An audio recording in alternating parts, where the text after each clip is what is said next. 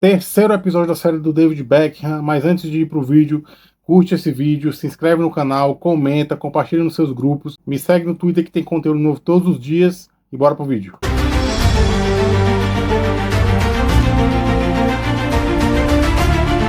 No final do segundo episódio, a gente viu que o David Beckham se casou com a Victoria, né? Agora Victoria Beckham. E depois disso foi para sua lua de mel. Era uma viagem programada para 10 dias, sendo que aí, né, o Alex Ferguson, talvez um pouco impaciente, talvez um pouco, assim, falta um pouco de bom senso, né, para o Alex Ferguson. Ele chamou o David Beckham de volta no meio da lua de mel do cara para voltar aos treinamentos. Ele só passou metade do tempo, ficou 5 dias e já teve que voltar. E assim, né, se o seu chefe tá mandando você obedece, então o Beckham foi. Sim, a gente vê, né, esse é o nível do rigor do Alex Ferguson, né, como ele agiu com seus jogadores. E assim, cara, assim, eu não vou dizer que ele tá certo, assim, né? Mas também não vou dizer que tá errado, porque é um cara que ganhou tudo. Ele sabia o que estava fazendo, né? Mas assim, podia ter esperado um pouco, mais 5 diazinhos, assim, pro cara aproveitar a lua de mel dele. E o Beckham também tinha muito respeito pelo Ferguson, então ele obedecia o que ele pedia, na maioria das vezes, né? Como eu já disse aqui, é um cara que ele via como pai, era a figura mais próxima que ele tinha de um pai, além do pai dele, né, obviamente. A relação dele é desde pequeno, desde que o Beckham tinha 15 anos, ali, adolescente. Foi o Ferguson que ligou para chamar ele para o United. O Ferguson levou ele para um campo de jogo, para assistir, assim, um jogo oficial, assim, uma coisa totalmente não convencional. Tanto é que o elenco da época estranhou, né, e pensou, cara, isso deve ser um prodígio muito grande para o Ferguson estar fazendo esse tipo de coisa, e realmente era. Enfim, isso é para vocês terem noção de como era a relação entre eles. Às vezes um pouco extrema, né? Porque, como eu já falei, são personalidades totalmente diferentes. Então, assim, obviamente que uma hora ou outra tem conflito, né? Principalmente passando vários anos juntos. Então, isso é algo natural. E eu acho que o fato do Ferguson não gostar muito da vitória influenciou, né? Dele ter chamado o Beckham de volta da lua de mel mais cedo. Né? Ele tinha essa visão que a Vitória era uma pessoa de muita mídia, de muita influência, de muito holofote. Isso atrapalhava a vida do Beckham. Mas assim, o Beckham era mais do que ela, ou tanto quanto ela, né, que tinha essa vida de holofote, de publicidade. Então, na minha visão, essa influência da Vitória, assim, não era tão grande, né? Mas o Ferguson achava isso. O Beckham também era uma pessoa muito influente na época, mano. Ele cortava o cabelo de um jeito, as crianças que iam imitar. Quando ele raspou o cabelo, a contragosto do Ferguson, né, vale ressaltar, as crianças também queriam raspar o cabelo. As escolas lançaram comunicados para impedir que essas crianças ficassem raspando o cabelo. Porque, né, vocês lembram, né, quando o Neymar jogava aqui no Brasil, jogava no Santos, todo mundo queria imitar o cabelo dele, o moicano. Tudo que ele fizesse virava moda. E naquela época com o Beckham era do mesmo jeito. O cara é realmente muito influente. Então, por isso eu digo, não acho que a Vitória influenciasse tanto ele nesse lado de mídia, né? É mostrado nesse episódio que o Beckham se tornou o capitão na Inglaterra, né? Obviamente que o treinador não era mais o Glenn Hoddle, já tinha sido substituído. Então, para vocês verem, né? Depois de tudo que aconteceu na Copa de 98, no pós-Copa de 98, que o cara foi massacrado pela imprensa, pelos ingleses, enfim. 2 anos depois ele já era o capitão da Inglaterra. Era uma pressão muito grande, mesmo assim ele aceitou, né? Não teve problema. Obviamente que causou nervosismo, porque como capitão ele era o centro das atenções, assim, definitivamente. E naquelas eliminatórias para a Copa de 2002, a Inglaterra chegou para um jogo em Old Trafford contra a Grécia, precisando de um empate para se classificar, sendo que não jogou muito bem. O Beckham no primeiro tempo não foi muito bem. E a Grécia abriu o placar, fez 1-0. Aí tu imagina a pressão que estava no estádio. Eles foram vaiados no intervalo. Porém, no segundo tempo, o Beckham chamou a responsabilidade. Ele vestiu a camisa mesmo, era titular, era o capitão, agiu como um capitão. Foi para cima, disputou as bolas, tentou todas as jogadas possíveis. E aí, no final do jogo, ele sofreu uma falta na entrada da área, um pouco antes da entrada da área. Pegou a bola para cobrar. Todo mundo sabe que a especialidade do Beckham é a cobrança de falta. Ele foi lá e fez um gol absurdo. Esse gol é muito famoso. Com certeza você já deve ter visto em algum momento da sua vida esse gol do Beckham em 2001. É um gol absurdo na casa dele, na Old Trafford. Foi um momento com certeza muito especial para ele. E assim, é um gol que marcou muito também. Me marcou muito porque é um gol muito especial de um jogador especial do time que eu gosto. Então, assim, acho que para todos os torcedores do United daquele momento, em especial, né, para os ingleses que torciam o United, realmente foi um momento muito especial. Então o Beckham classificou a Inglaterra para a Copa do Mundo de 2002 e adivinha, meu amigo, quem a Inglaterra enfrentou na Copa de 2002? Mais uma vez a Argentina atravessando o caminho dos ingleses, sendo que dessa vez a Inglaterra venceu com o gol do Beckham. Realmente ficou para trás tudo aquilo que ele passou na Copa de 98, gol que classificou para a Copa do Mundo, gol contra a Argentina na Copa do Mundo, na fase de grupos, é verdade, não foi no mata-mata, mas mesmo assim é uma rivalidade que até em amistoso a gente vê que existe entre Inglaterra e Argentina. Então, com certeza foi um gol importante, um gol que mais um gol para a redenção dele. Mas nem tudo são flores na vida do nosso querido David Beckham. Depois de um tempo, o desempenho do United começou a cair. O Carlos Queiroz, né, que é um treinador português muito conhecido, na época ele chegou para ser auxiliar do Alex Ferguson. Ele não tinha um bom relacionamento com os jogadores, era um cara muito rigoroso, tal qual o Ferguson. Alguns gostavam, o Solskjaer disse que gostava, o Ferguson disse que não gostava, o Beckham também não gostava, enfim. O Carlos Queiroz também é um cara que não gostava muito desse estilo do Beckham, assim, de ser muito midiático, dos holofotes. E ele colocava muito a culpa nisso pro desempenho do Beckham ter caído. E o ápice disso foi quando o Beckham fez um comercial pro filme Gladiador.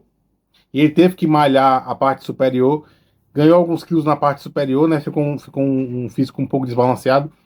E o Carlos Queiroz disse que foi por causa disso que o desempenho dele caiu. Então você vê que o desempenho dele caiu, né? Por causa da publicidade. Então realmente estava afetando a parte dele dentro de campo. E isso aí era inaceitável para o Carlos Queiroz e para o Ferguson. Aí veio o famoso episódio da chuteira no jogo contra o Arsenal. O United perdeu aquele jogo. O Ferguson cobrou o Beckham no vestiário, dizendo que ele não tinha feito a marcação correta na hora do gol. O cara tava muito puto. O Beckham discordou dele, xingou o Ferguson de volta, então eles discutiram feio. E aí o Ferguson, puto da vida, deu uma bica na chuteira do Solskjaer. Assim, obviamente não foi a intenção dele, até porque se ele quisesse, ele não conseguiria acertar. Mas a chuteira foi voando, voando, voando, voando e pegou bem na cara do Beckham.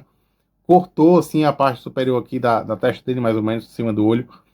E aí, meu amigo, assim, essa foi a gota d'água, assim, ele teve que tomar pontos, a mídia fez um negócio muito grande em cima disso, e aí a relação dele com o Ferguson ficou muito estremecida.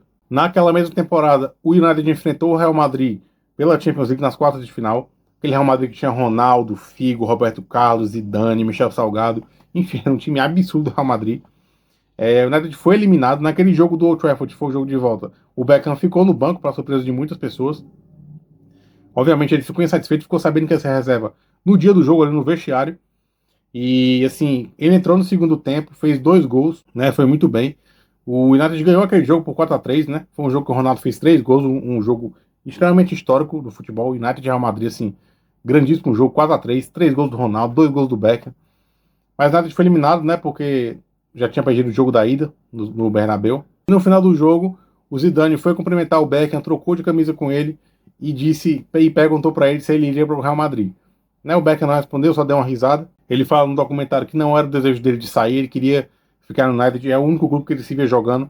Mas que ele tinha um carinho muito grande pelo Real Madrid também, porque ele gostava dos jogadores. Todo mundo sabe que o Real Madrid é o maior clube do mundo, é o clube que todo mundo quer jogar também. Então, assim, não dá para jogar o Beckham. O Real Madrid é um time, assim, muito gigantesco, cara. Então, acho que qualquer jogador, ainda mais no nível do Beckham, quer jogar. Queria jogar ao lado de caras como Ronaldo, como Figo, enfim, esses caras, esses craques, assim. Então, é algo natural. E aí, na janela de transferências seguintes, o Ferguson não queria mais contar com o Beckham no time. O Barcelona fez uma oferta e o Manchester United aceitou. E quando o Beckham ficou sabendo, ele quis falar com o Ferguson para saber se era isso mesmo que ele queria, se queria que fosse embora. Não conseguiu falar com o Ferguson não queria falar com ele. Enfim, como eu disse, a relação deles ficou muito estremecida depois daquele episódio, depois de tudo que tinha acontecido. Acho que o Ferguson ficou muito decepcionado com o que o Beckham fez também no pós, porque ele disse que era só um arranhão e do nada ele tomou pontos, enfim. Acusaram o Beckham também de estar aumentando o ferimento para aparecer para a mídia, enfim. Realmente a relação ficou insustentável. O Ferguson não queria mais o Beckham no time, porém o Beckham não queria ir para o Barcelona. Ele ligou para o clube e falou que se é para ele sair, ele disse que não queria sair, mas já que é para ele sair, ele quer ir para um clube onde ele quer jogar, no caso o Real Madrid, e assim foi. Uma contratação badaladíssima do Beckham para o Real Madrid, né? Midiaticamente foi absurdo tudo que aconteceu. Ele chegou na Espanha venerado pelo público. Na apresentação dele também, todos os famosos da época queriam estar lá, políticos, empresários, enfim, pessoas famosas no geral, queriam estar presentes porque foi um evento do ano lá, a apresentação do Beckham no Real Madrid.